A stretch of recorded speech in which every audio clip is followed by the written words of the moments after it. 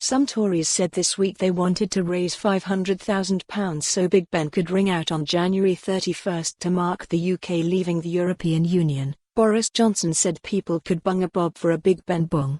But if I could borrow the PM's alliterative style for a moment, my response to the idea of the Brexit bong would be this: claws off the clock, Conservatives. The idea stinks for various reasons.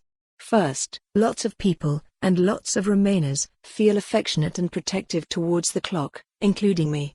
I remember being taken to see it as a kid. I remember building it from Lego. I remember Robert Powell hanging from it in the 39 steps.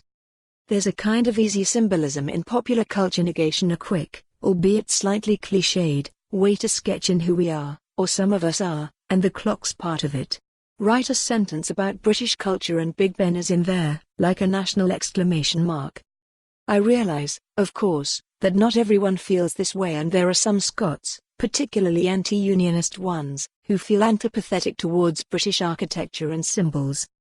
The idea that the clock should be independent of any political causes is also problematic because it's been associated with political causes in the past. In 2012, for example, the building was renamed the Elizabeth Tower to mark the Queen's Diamond Jubilee, even though there are millions in Britain who are Republican.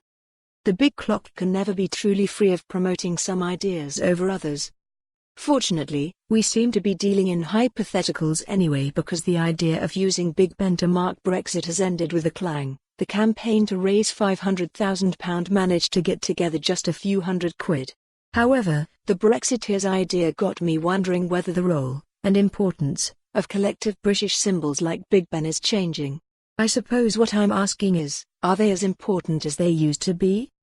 First off, I do think the idea of Big Ben as a shorthand for British culture does still apply for many people, but I also think the way we behave as a country may have changed.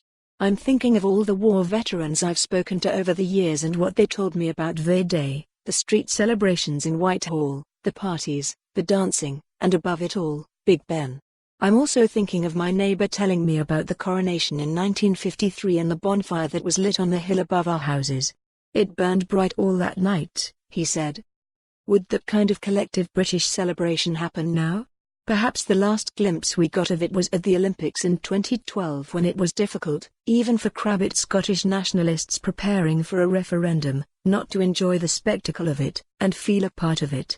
The focus was on Britain's achievements, such as the NHS, but the symbols were also there: Bond, Big Ben, buses, the Beatles.